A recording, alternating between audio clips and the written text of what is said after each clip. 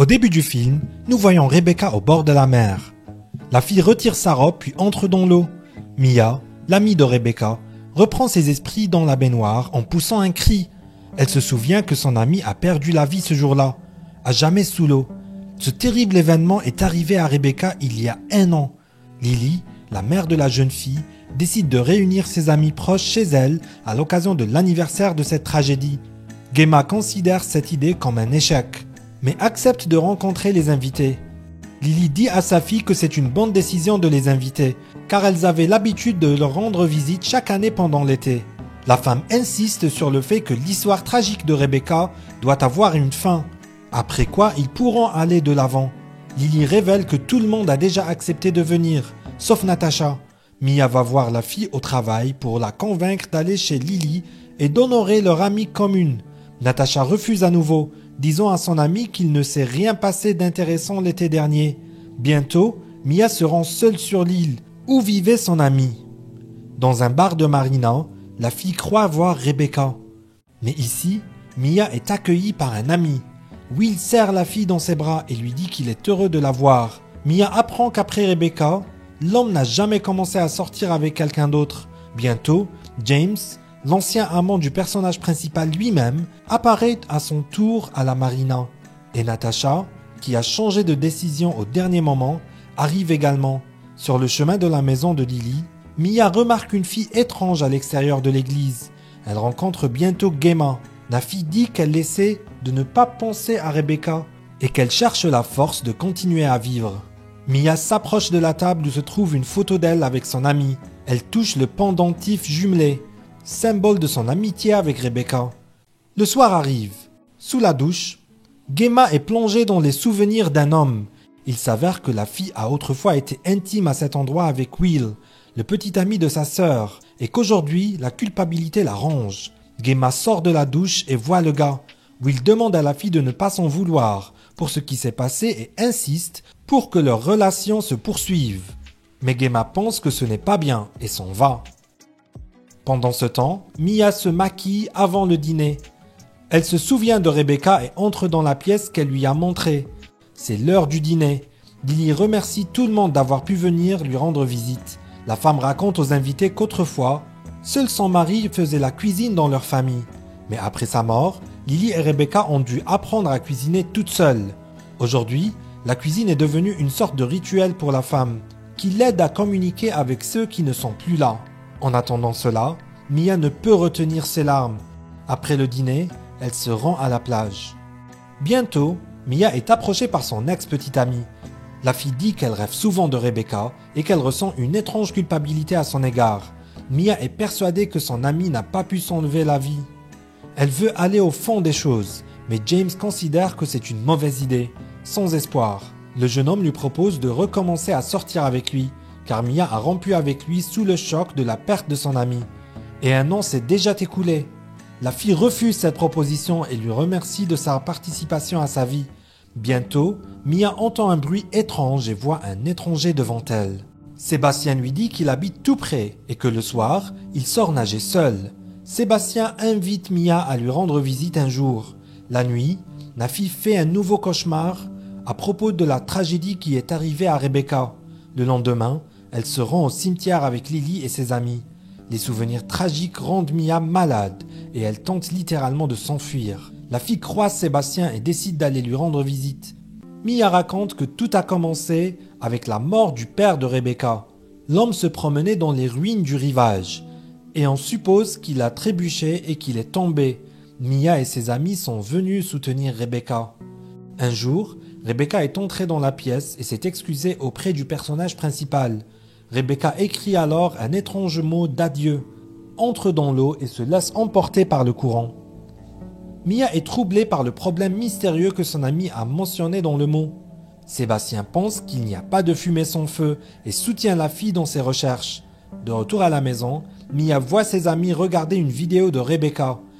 Elle s'écrie qu'une fille aussi joyeuse ne pouvait pas s'enlever la vie. Gemma dit qu'il est temps pour Mia d'accepter la dure vérité de la vie. La fille se rend dans la chambre de Rebecca et, en pleurant, parle à son amie, imaginant qu'elle est maintenant au paradis. Mia remarque une ombre étrange et se rend compte que l'étrange fille la surveille à nouveau. Elle rattrape Amalia, qui dit savoir ce qui est arrivé à Rebecca.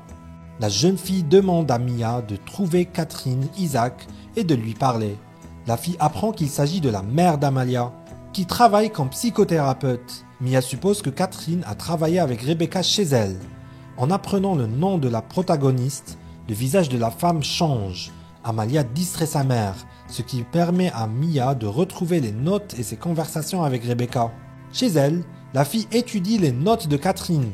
Mia apprend que son amie ne considérait pas la mort de son père comme un accident, que Rebecca avait peur de quelqu'un et qu'elle a été enceinte. La fille décide de parler à Gemma et apprend que sa sœur pensait vraiment que leur père avait été délibérément poussé vers le bas par quelqu'un. Mais la sœur de Rebecca pense qu'il ne s'agit que de spéculation. Le soir, elle entend un bruit étrange et est surprise de voir James, qui vient de passer pour prendre de ses nouvelles. Incapable d'expliquer ses inquiétudes, Mia pleure et le gars la prend dans ses bras en lui disant que tout ira bien. La fille avoue qu'elle ne sait pas à qui elle peut faire confiance. Mia demande à son amie de rester avec elle cette nuit, car elle a très peur. James embrasse la fille qui pleure et reste avec elle pour la nuit. Pendant la nuit, Mia fait un autre cauchemar et elle se sent bizarre après avoir remarqué son ex-petite amie dans le lit. Au petit déjeuner, James dit qu'il voit la fille regretter ce qui s'est passé. Cependant, il est prêt à être aux côtés de Mia dans n'importe quelle circonstance et il se contente de ce qu'il a. Elle décide de se confier à James et lui dit ce qu'elle a appris sur Rebecca. Mia soupçonne son amie de s'être suicidée à cause du bébé. Ou plutôt parce que son père n'était pas là. Elle décide de ne pas aller à la plage avec les autres, mais reste sur place pour étudier à nouveau les notes de Catherine. Pendant ce temps, les gars jouent au ballon. Will s'approche de Gemma et lui dit qu'il ne la laissera pas seule. La fille lui propose de se retrouver après le dîner dans sa chambre pour parler. Pendant ce temps, Lily s'approche de la fille. La femme veut voir les dossiers qui sont entre les mains de Mia, mais celle-ci refuse catégoriquement de les donner, après quoi elle s'enfuit. Le soir, la fille relit une nouvelle fois les notes de son amie. Mia est en colère lorsque James lui suggère à nouveau de renoncer à son projet de percer le secret de Rebecca.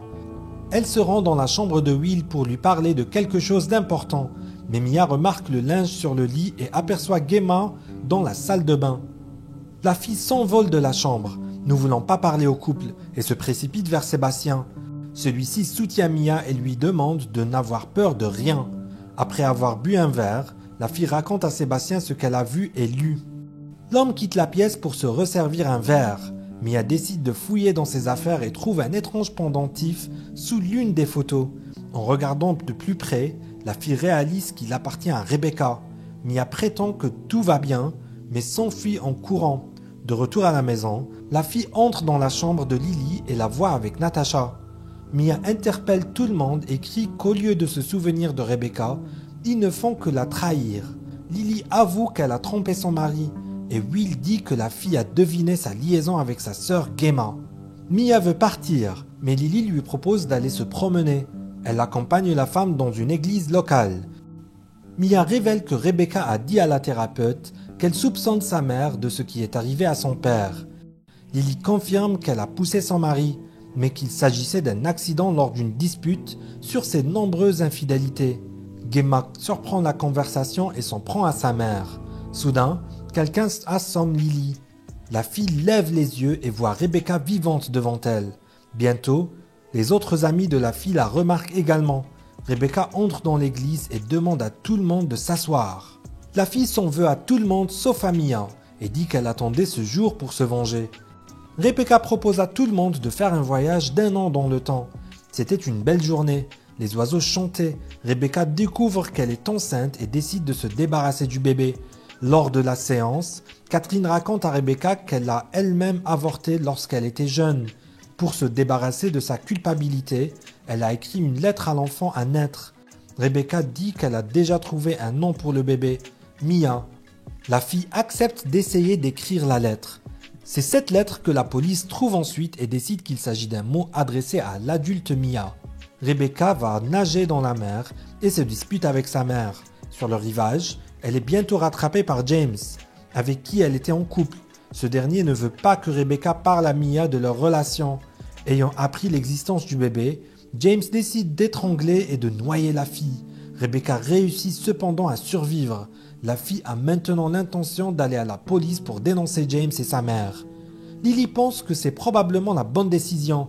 James, quant à lui, attrape Rebecca et se tient avec elle au bord de la falaise. Lily se jette sur l'homme et s'envole avec lui, sauvant ainsi sa fille. Le matin arrive. James meurt à la suite de la chute. Mais Lily est à l'hôpital, où tout le monde est assis.